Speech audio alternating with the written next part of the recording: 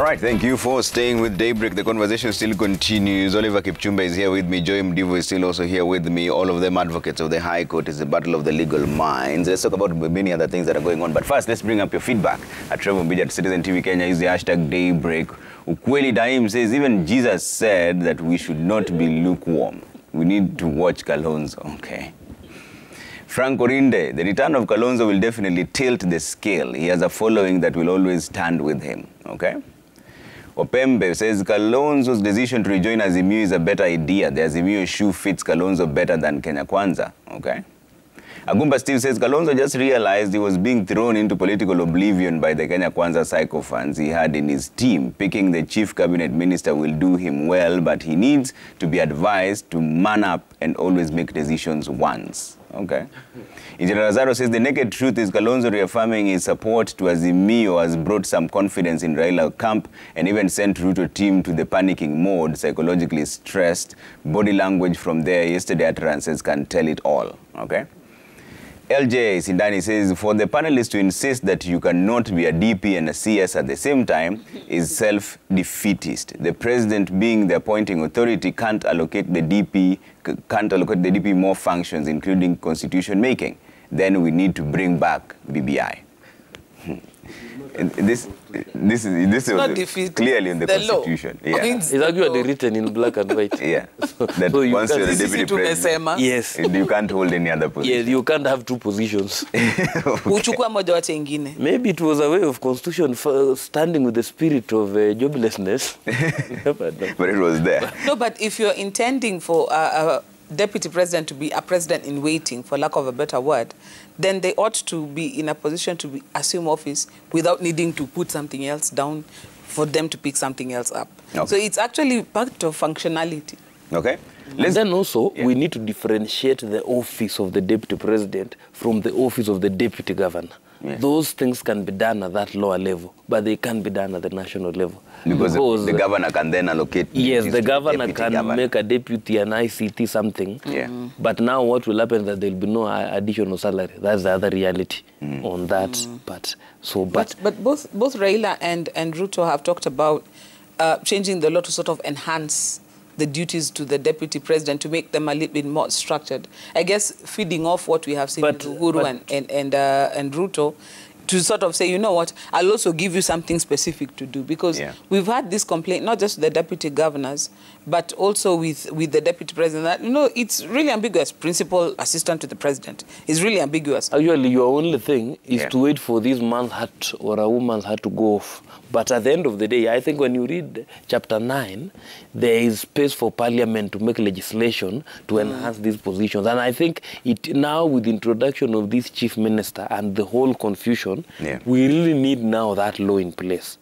And looking back, my question would be, when we look at all these positions, do they enhance service delivery to Mwananchi? Because they are not an end in themselves, but a means to an end. So do they really enhance what will get to Wanjiku down there? If that is the case, so we should do it. But also, for purposes of making, because we are an ethno-majoritarian political democracy, we need to make sure that some of these positions are reaffirmed, because we need to keep all the tribal nations. Yeah. And as we form the state nation, we need to have them there.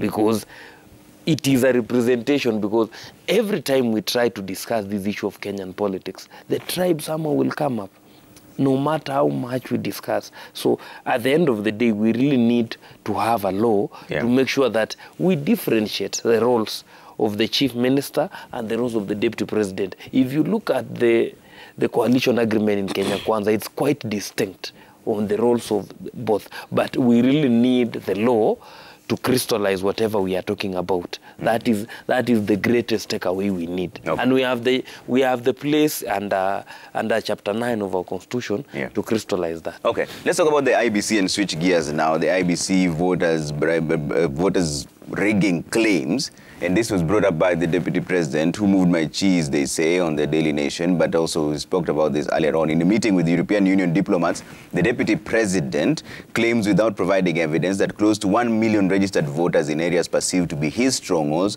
have been removed from the electoral agency's register and asked for a free and fair presidential contest. And this, Joy, at a time when we're about 66 days to the elections, are you confident that IEBC can conduct a free and fair poll if the second in command in the entire country says there's something wrong? We have to be confident because we don't have an option. There's nobody else in the country who can conduct the elections apart from the IEBC. And that's why all along it was important for the IEBC to not only be properly resourced, but to be supported in the work that they were doing. Because their work is not just conducting elections or at the end of the 5-year cycle. The preparation and the run-up to that election should be something that all of us take an interest in. Now, the IEBC has been buffeted by so much distress over the last 3 years.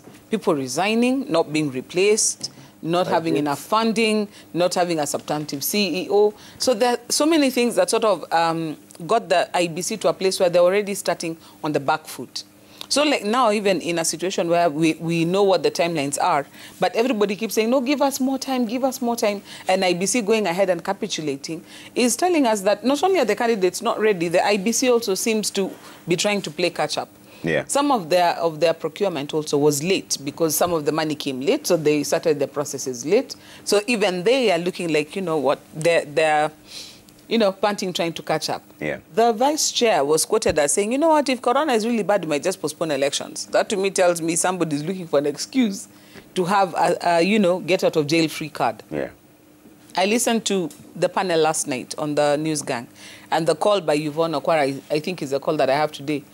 IEBC, you don't have a choice. Nobody else can do this but you. And if that is the case, you better man up and do it. Chebukati, your term is about to end, you and your 2 other colleagues. This is your legacy. You know, everybody now is living legacy. This is your legacy. Do you want to leave the country in a situation where we are worse than we were, worse off than we were, when you're being told illegalities and irregularities? Last time we excused you because you're just coming to the office. Yeah. Maybe you did not know what you were supposed to do in the office.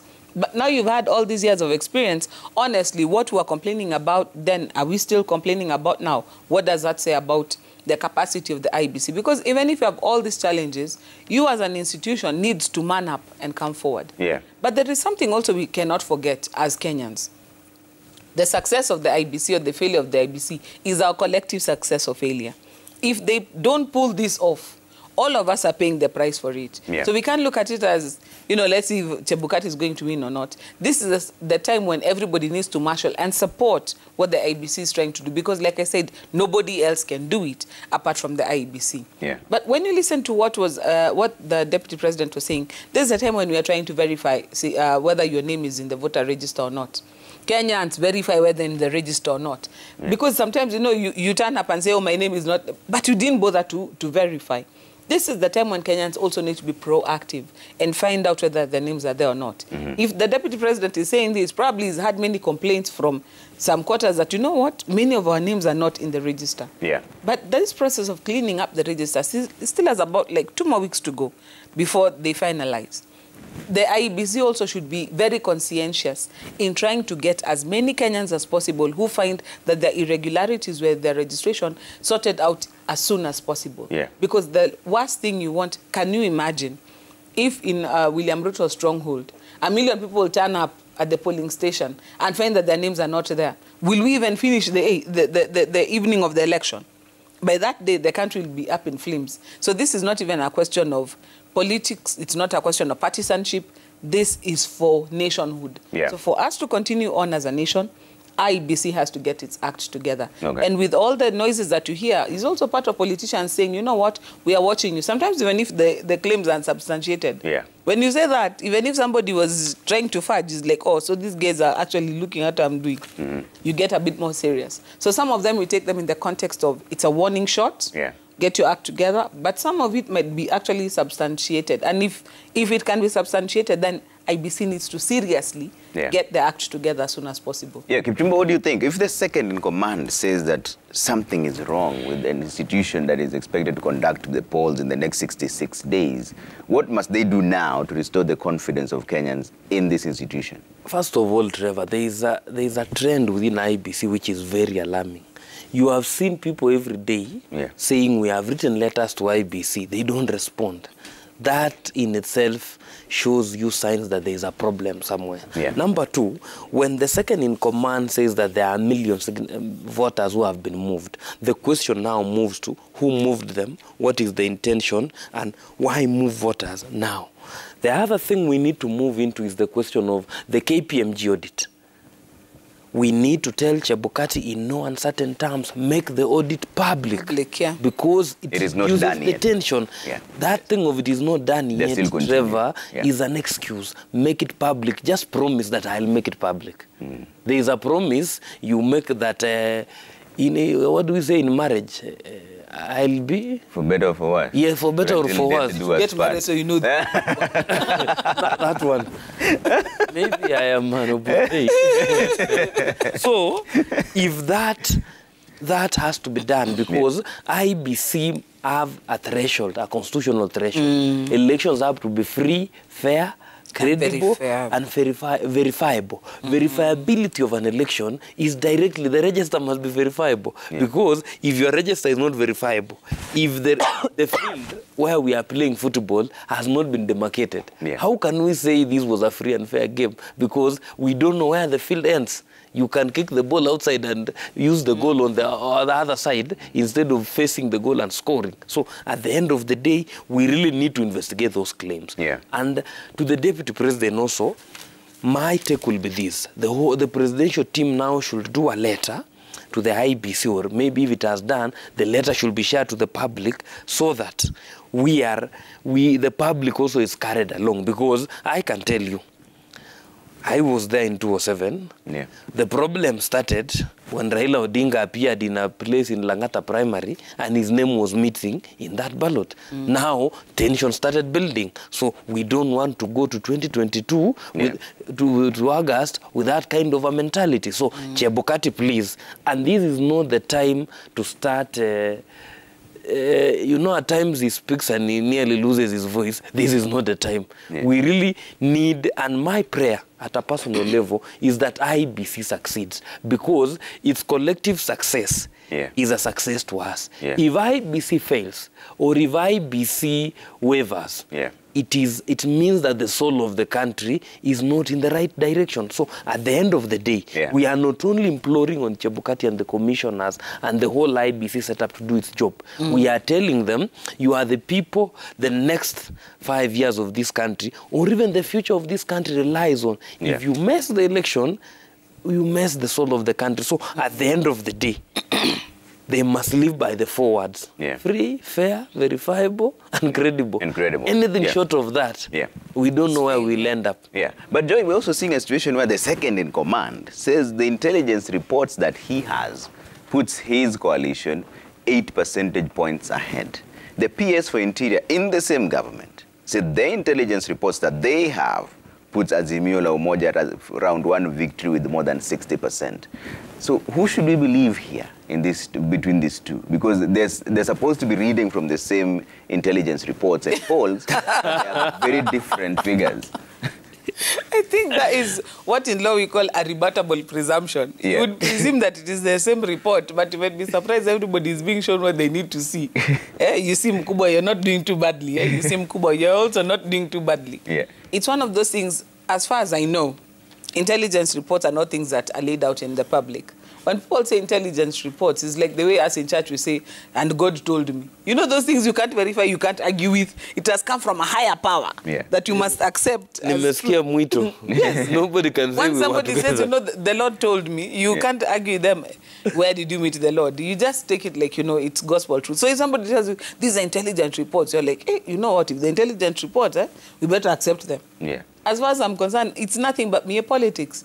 One thing that I know for certain is that all these politicians commission their own polls. Yeah. They know their strengths, they know their numbers. But what they tell us, even what is released in the newspapers, is meant to paint the picture that they want us to see. So even if in my house I know that things are going really badly, but when I come out, I put on my lipstick and my makeup and nina kanyaga na kiatu sawa sawa, you imagine that Joy is doing well. It's only when I open my door and you look inside that you know the truth. So since Kenyans are not privy to these so-called intelligence reports, yeah. Kenyans are not privy to their private polls, all we are privy to is what we are shown in the newspapers. You believe the one you want to believe. Yeah. So the guys who want to believe Kibicho are very happy with what Kibicho is saying. The ones who want to believe Ruto are very happy with what Ruto is saying. At the end of the day, what Kenyans need to understand, in this game of numbers, there's what is fact and there's what is a show of might. As a politician, you have to demonstrate that you've got a base, it is solid, and you're making progress. Yeah. That's when you listen to campaign rallies. Nobody's ever losing. All of them are winning. They're always pitying their opponents, that their opponent, oh, what are they going to do? Kateni miti. Itakuwa sijui aje.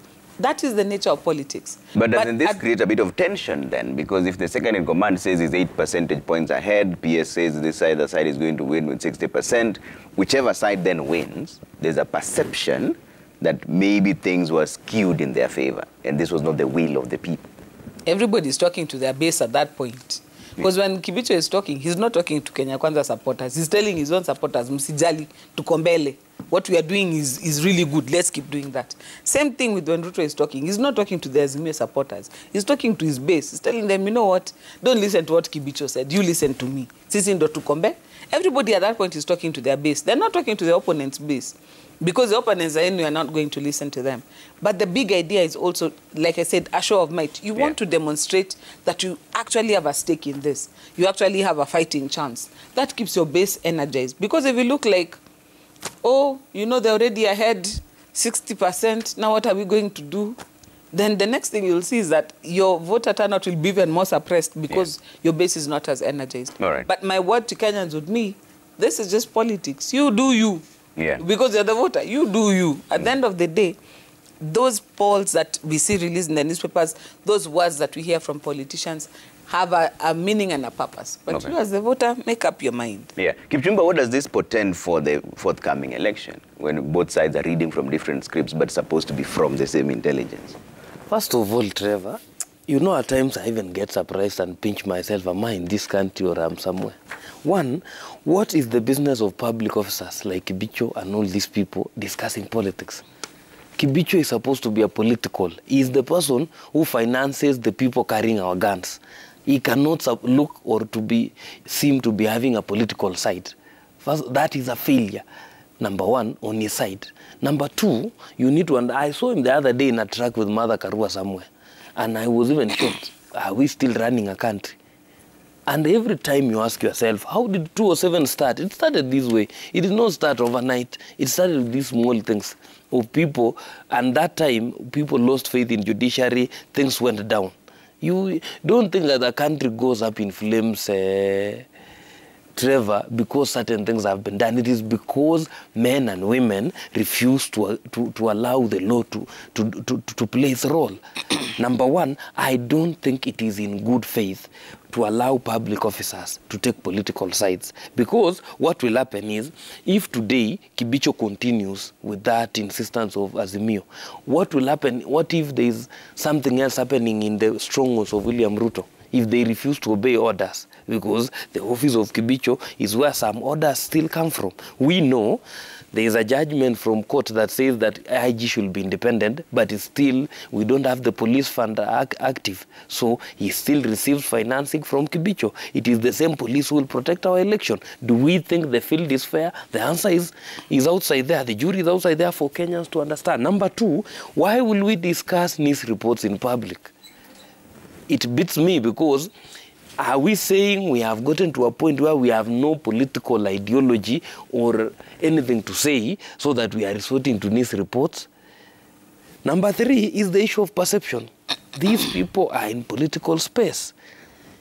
It is like in a dance or in a catwalk red carpet event. Yeah. Everybody will push their design. It's the best. Yeah. So at the end of the day, you won't come to a red carpet event and expect that my dressing will be better than yours. I'll be vouched for mine. Yeah. So when it comes to this, mine will be number one, let us not polarize the nation in a manner that does not really help us achieve what we want to do as a people. And the person who has put us in this morass is Uhuru Kenyatta. Because when Uhuru Kenyatta took sides, it meant that the government also was to take sides. And at the end of the day, even the guy who was in this country, is it called Wanabi or is it called Mahadabio? President the president of Sierra Leone is a product of such a thing that is happening in this country.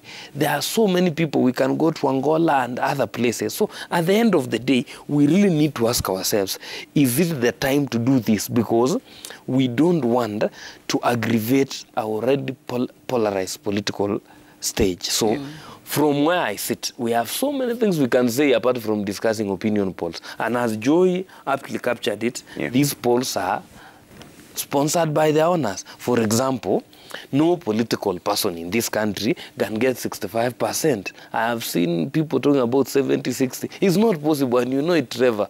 Since the introduction of this kind of democracy we have, it is not possible. That's why it is 50 plus 1, 50% plus a vote, which means 49% remains elsewhere. So you need to have the majority, and we are moving away from the Moi democracy, where it used to be president with 34%. So that has to be understood within that context. But again, my plea as a Kenyan and as a young man in this country is that we need to make sure that civil servants stay away from politics, because there are two things that removing them from politics once they are in politics becomes a bit hard. Number one is the military. To depoliticize the military, Trevor, takes a lot of energy. Look at South Sudan where it is. Look at even the countries like Sierra Leone. Look at Liberia. It took them so much time to get military away from politics.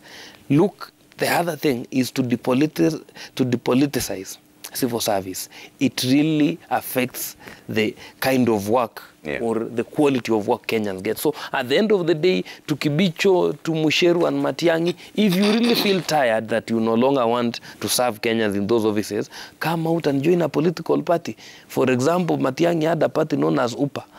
All these ministers, they can just resign and be their party leaders. It is boldness. That is part of leadership. Is that how you see it also, Joy, that there's a mix between civil service and politics that shouldn't be there? Is it an unholy alliance, or do they have their own freedom to choose? Because that's what they keep saying. They keep saying that everybody has a right to choose whichever side they want to be on. Because they say that even if they don't say it in public, they still have their own choices. They start by choosing to go home and say it when they're home.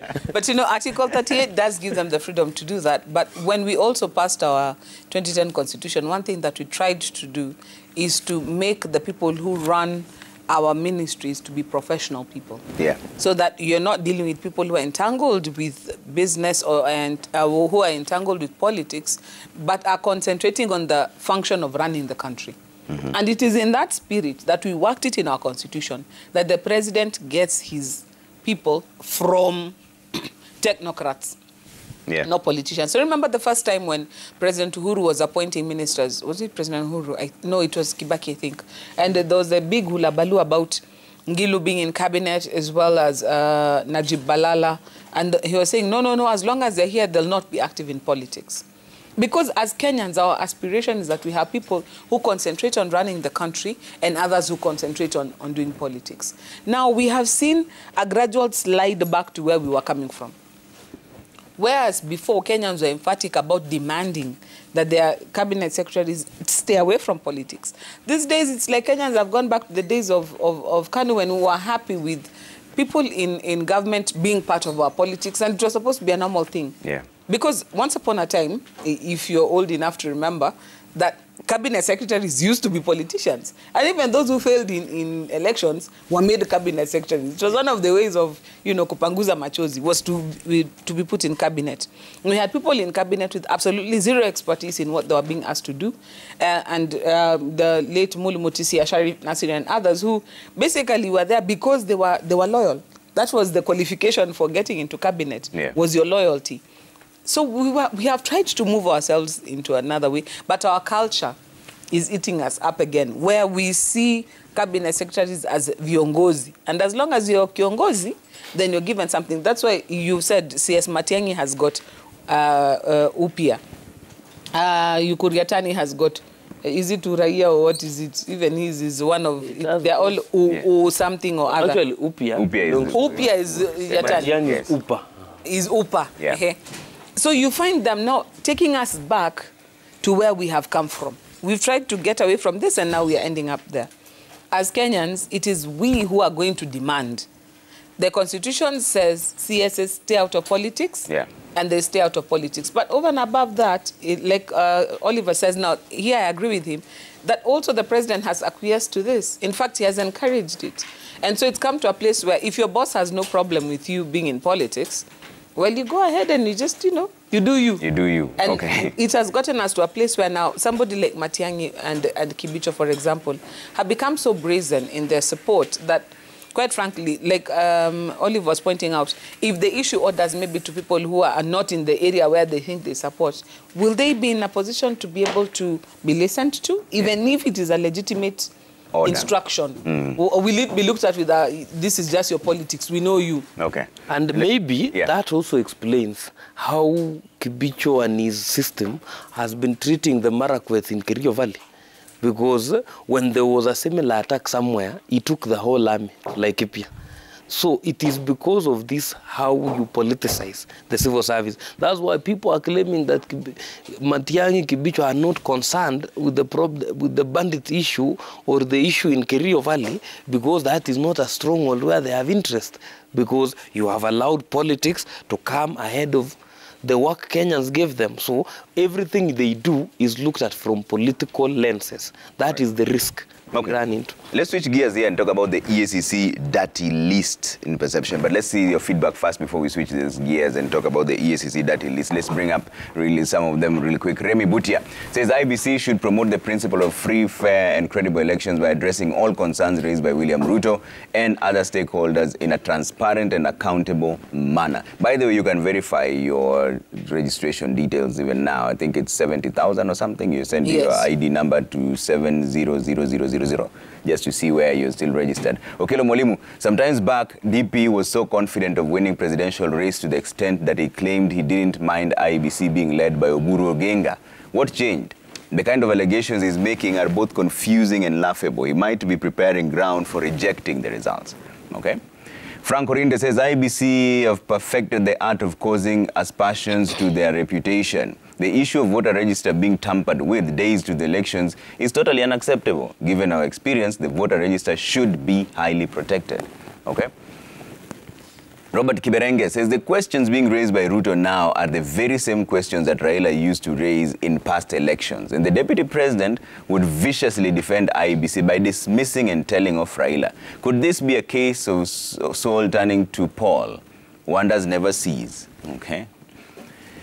Wamsitu says, I came to realize that my name has been removed from the IEBC register yesterday, 2 weeks ago. It was. It's very sad that a government is denying its electorate their democratic right. All right? And we've seen a few people also talk about that as well, that their names are not in the register. Kindly verify so that you just know where you stand as it is right now. In the IEBC CEO had mentioned that you can also go there and check directly with them. I'm a civil servant, but that does not take away my right to politics. I have every right, just like any other Kenyan, to decide the future of this country. You cannot delink politics from public administration. Public administration is leadership in action. Okay. Interesting sentiments there. Kipchumba is insisting that he should resign. Because there's a rank that there's ranks and cadres in public service. In civil service. So there's some cadres where you can even go to a rally if you want to. But there's some cadres where, by law, you have been told, at this level, do not engage. Okay. At this level. By the way, Trevor, when we discuss some of these things, we discuss them with the best interest of this country. Imagine today, the general, the CDF, General Kibochi, was to take a political side, or the head of NIS, I don't know what his name is, was to take a political side. What will happen? You know, at times, when you are a civil servant, we expect you to have analytical capacity to analyze some of the things you write there. So we really need, and we need to look at the bigger picture. The law has given you your rights. But also those rights are not absolute. Yeah. You need to tamper them with some level, because the moment, nobody forces anybody to be a civil servant, by the way. You wake up, apply for a job. And when you apply, there are limitations. There is something you must lose to gain something. So nobody is saying civil servants should not do politics or vote, but they cannot be seen to be doing that.